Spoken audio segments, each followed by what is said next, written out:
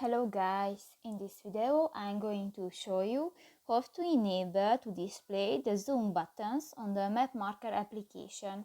But first of all, I just want to mention, please don't forget to subscribe to our channel, because at 100,000 subscribers we are going to show you our YouTube revenue statistics and growth strategy, how to make money online. So let's jump into it.